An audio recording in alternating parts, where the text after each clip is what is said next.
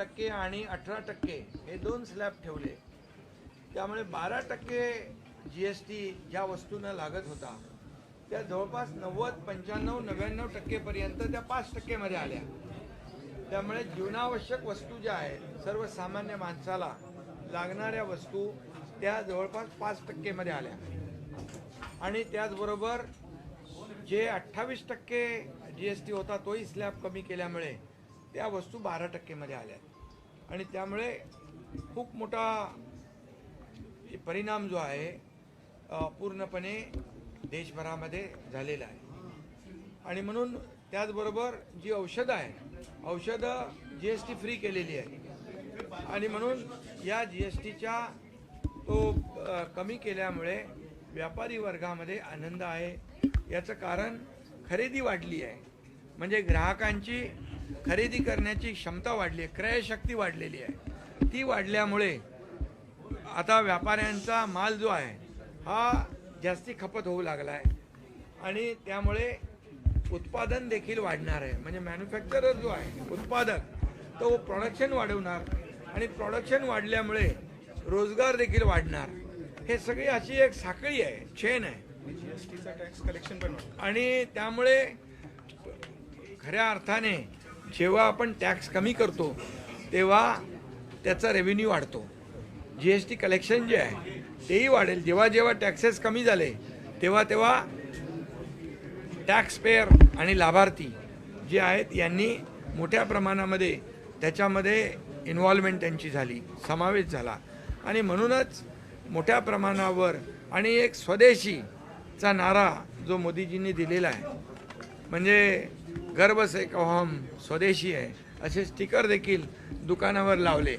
आणि स्वदेशी दुकानात देखील वस्तू दिसल्या पाहिजेत, घरात देखील आपण स्वदेशीचा वापर केला पाहिजे, अशा प्रकारची भूमिका आदरणीय प्रधानमंत्री नरेंद्र मोदीजींनी घेतलेली आहे. खरं म्हणजे एक मोठं पाऊल आहे आत्मनिर्भर भारताच्या वाटचालीकडे.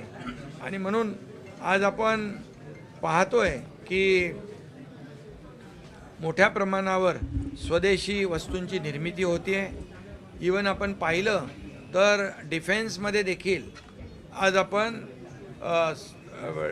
ज्या आता दुसऱ्या ज्या काही डिफेन्सच्या इक्विपमेंट आपण खरेदी करत होतो बाहेरून ते आपण आपल्याकडे बनवतोय. मोठी लढाऊ जहाजं आपण बनवतोय. आपला सगळ्यात आता ऑपरेशन सिंदूरमध्ये जो सगळ्यात एकदम जोरदार आणि ॲक्युरेट मारा करणारा ब्रह्मोस जो आहे तो आणि मिसाईल जे आहे ते देखील त्यांनी देखील जगाला कमाल दाखवलेली आहे. त्यामुळे आता फक्त आत्मनिर्भर भारताकडे जाताना स्वदेशीचा नारा देताना आपल्याला संरक्षण विभाग देखील स्वदेशी याच्यामुळे इक्विपमेंटमुळे स्वदेशी मिसाईल असतील, आपले सर्व लढाईचे जी काही इक्विपमेंट आहेत ते सर्व जे आहेत ती स्वदेशी आपल्याकडे देशामध्ये बनवण्याचा निर्णय घेतला आहे, तो बनवला जातो आहे. त्यामुळे आत्मनिर्भर भारत हा जो काही आपली संकल्पना मोदीजींची आहे त्याच्याकडे या GST कमी केल्यामुळे फार मोठी वाटचाल सुरुवात झालेली आहे. आणि आज आपण पाहतोय की देश आर्थिक महासत्तेकडे गेला पाहिजे म्हणून 11व्या नंबरवर अर्थव्यवस्था 5व्यावरून 4थ्यावर आलेली आहे. आता आपली संकल्पना काय आहे? 3ऱ्या क्रमांकावर भारताची अर्थव्यवस्था आली पाहिजे. आणि जगभरात आपण जर पाहिलं तर अनेक देशांची अर्थव्यवस्था डबघाईला आलेली आहे, कमजोर झालेली आहे. असं असताना मोदीजींनी 2014 नंतर देशाला प्रगतीकडे नेण्याचं काम केलेलं आहे. अर्थव्यवस्था मजबूत करण्याचं काम केलेलं आहे. गरिबाला गरिबीतून वर आणण्याचं काम केलेलं आहे. हाऊसिंग फॉर ऑल, सगळ्यांना घरं हे मोदीजींचं स्वप्न आहे. त्याची वाटचाल अतिशय वेगवान पद्धतीने सुरू आहे. त्यामुळे एक सर्वसामान्य महिला भगिनी असेल, युवा असेल, आपले ज्येष्ठ असतील, शेतकरी वर्ग असेल, या सगळ्यांना या GST कमी केल्याचा फायदा झालेला आहे. म्हणून हा GST बचत उत्सव आहे. या उत्सवामध्ये सगळे सामील झालेले आहेत. व्यापाऱ्यांच्या चेहऱ्यावर आनंद पाहायला मिळतो. आम्ही त्यांना सांगितलं तर तुम्हाला कमी किमतीमध्ये विकायला लागतील, तर बोले आम्ही आता आम्हाला कमी GST कमी झाल्यामुळे आम्ही ग्राहकांना देखील कमी ह्याच्यामध्ये देणार, आमचा व्यापार वाढणार, त्यामुळे आमचं टर्नओव्हर वाढेल. त्यांचा क्वांटम जो आहे तो वाढल्यामुळे, टर्नओव्हर वाढल्यामुळे, खरेदीदार वाढल्यामुळे ऑटोमॅटिक व्यापाऱ्यांना देखील त्याचा फायदा होईल आणि प्रोडक्शन वाढल्यामुळे रोजगार देखील या ठिकाणी मोठ्या प्रमाणावर मिळेल. नवी मुंबईमध्ये काही प्रमुख नेत्यांनी शिवसेनेचे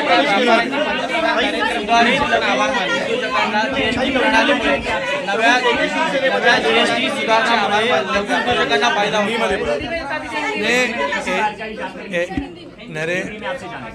एक मिनिट, या सर्व निर्णयामुळे व्यापारी वर्गाने, सर्वसामान्य माणसाने, आपल्या लाडक्या बहिणींनी, सगळ्यांनी आदरणीय प्रधानमंत्री मोदीजींना धन्यवाद दिलेले आहेत.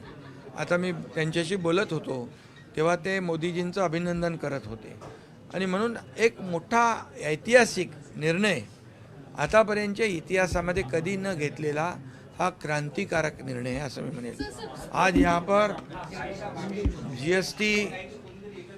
जीएसटी बचत उत्सव यहाँ पर मुंबई में हो रहा है. इसमें सभी व्यापारी शामिल हुए, सभी ग्राहक भी शामिल है.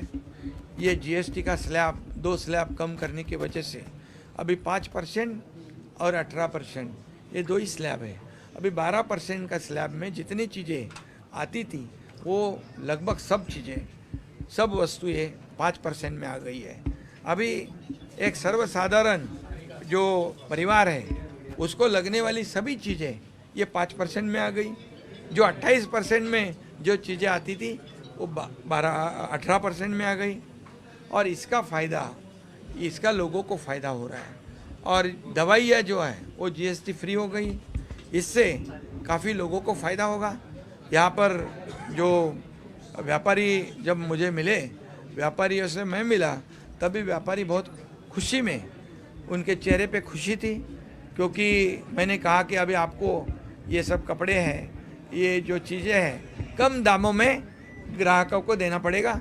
तो बोले बराबर है, क्योंकि हमारे को GST में फ़ायदा होगा तो ये फ़ायदा लोगों तक पहुंचना चाहिए. जो एंड यूज़र कस्टमर है उसके तक पहुंचना चाहिए और वो हम पहुंचाएंगे, ऐसी बात उन्होंने कही है. और इसलिए दवाइयाँ भी जो है GST फ्री कर दी है.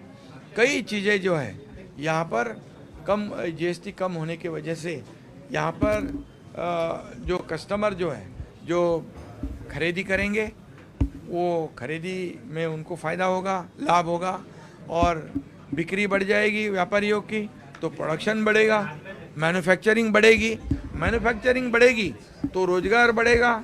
ये सब इकोसिस्टम है और ये इकोसिस्टम सबको लाभदायक होगी.